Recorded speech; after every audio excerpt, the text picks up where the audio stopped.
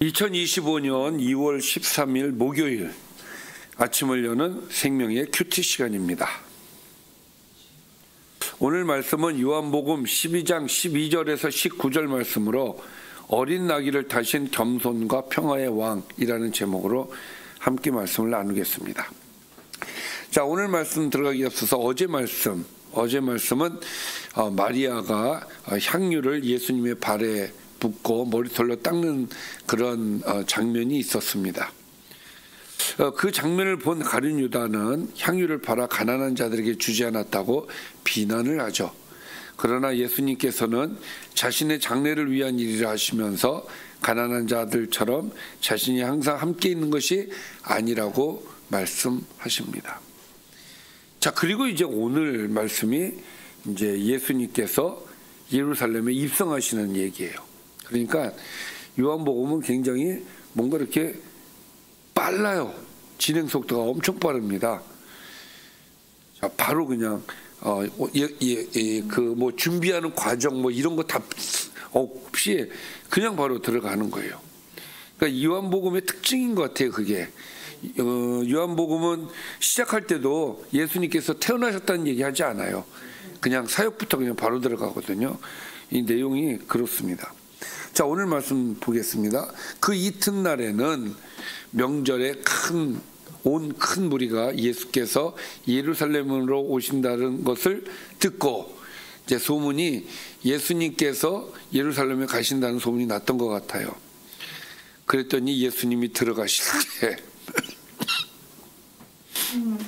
종려나무 가지를 가지고 맞으러 나가 외치되 호산나 찬송하리로다 주의 이름으로 오시느니 곧 이스라엘의 왕이시여 하더라. 예수님께서 입성하실 때에 사람들이 종려나무를 흔들었다 그랬죠. 이 종려나무를 언제 흔드냐면 이제 이 군인들이 나가서 전쟁에서 승리하고 돌아올 때, 왕이 승리하고 돌아올 때 승리의 표시로서 흔들어대는 것이 이제 종려나무거든요. 그러니까 메시아로서 사람들이 인정을 하고 예수님을 받아들이는 거예요.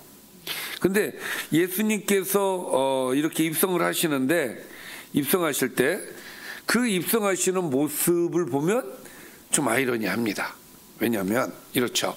예수는 한 어린 나귀를 타고 나귀를 보고 타시니 이는 기록된 바 시온에 따라 두려워하지 말라 보라 너희 왕이 나귀 새끼를 타고 오신다 함과 같더라. 그러니까 나귀를 타고 입성을 하시는 거예요.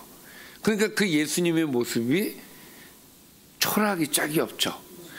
뭔가 이렇게 메시아면은 백마를 타고 멋들어지게 하고 입성을 하셔야 되는데 그렇지 않았다는 거예요. 그러면 예수님께서는 왜 나귀를 타고 입성을 하셨을까?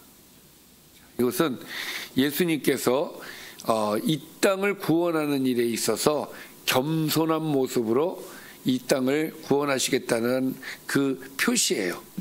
겸손의 표시입니다. 그러니까 세상을 구원하는 것은 겸손함으로써 이루어진다라는 것을 우리에게 보여주시는 겁니다. 그리고 이것은 이미 예언된 말씀이었어요. 어린 나귀를 타고 들어간다라, 나귀 새끼를 타고 들어간다라는 말. 여기 보니까 보라 너희 왕이 나귀 새끼를 타고 오신다는 것 같더라. 이건 스가랴서에 나와 있는 말씀입니다. 시온에 따라 크게 기뻐할지어다 예루살렘에 따라 즐거이 부를지어다 보라 내 왕이 내게 임하시나니 그는 공의로우시며 구원을 베푸시며 겸손하여서 나귀를 타시나니 나귀의 작은 것 곧 나귀 새끼니라. 자, 이 말씀이 그대로 이루어지는 거예요. 신기하죠. 네. 근데 이 상황을 우리 제자들이 몰라요. 이 말씀의 예언이 이루어지는 것이라는 것을 제자들이 모릅니다. 근데 나중에 알게 되죠.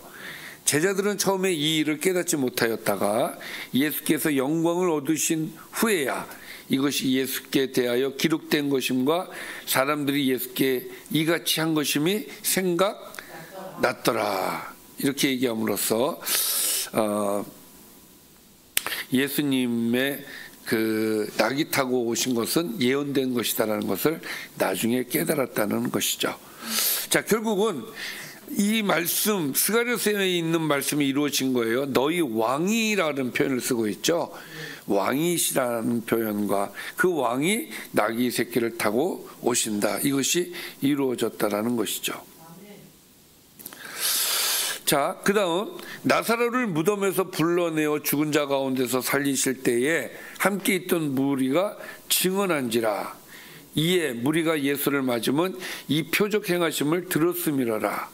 그러니까 나사로를 살릴 때 그것을 본 사람들이 다 돌아다니면서 얘기를 했을 거 아니에요. 내가 이것을 보았다.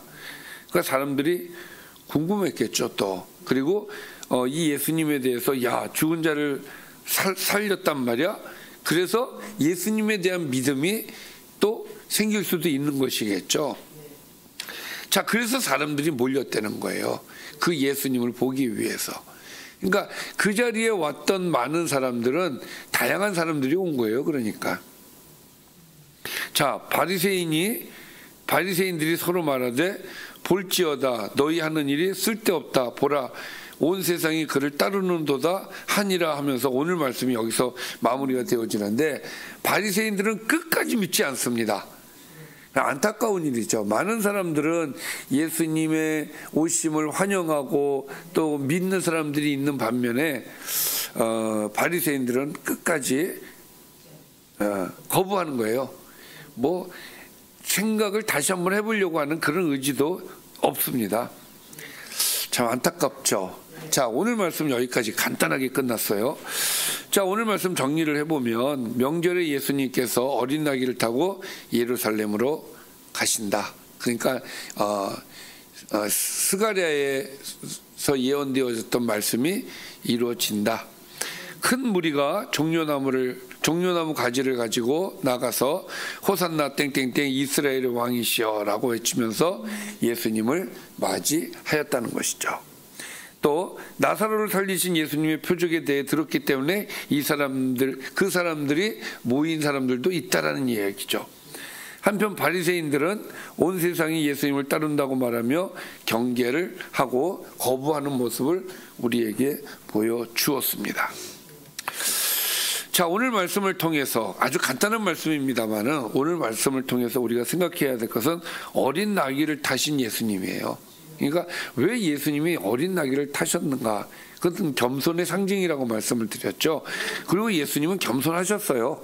끝까지 겸손한 모습으로 가셨습니다. 우리 그리스도인들의 정체성이에요, 이게. 그리스도인들은 겸손해야 됩니다.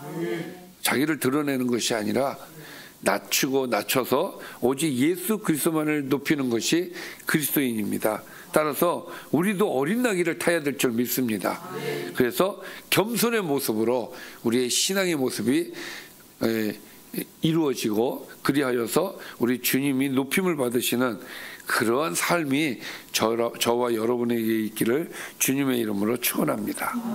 기도하겠습니다. 살아계신 아버지, 오늘도 말씀을 주시니 참 감사하고 특별히 오늘은 우리에게 겸손의 마음을 주셔서 감사합니다. 오늘 하루가 겸손한 하루가 될 수 있도록 은혜를 더하여 주옵소서. 예수님의 이름으로 기도드리옵나이다. 아멘.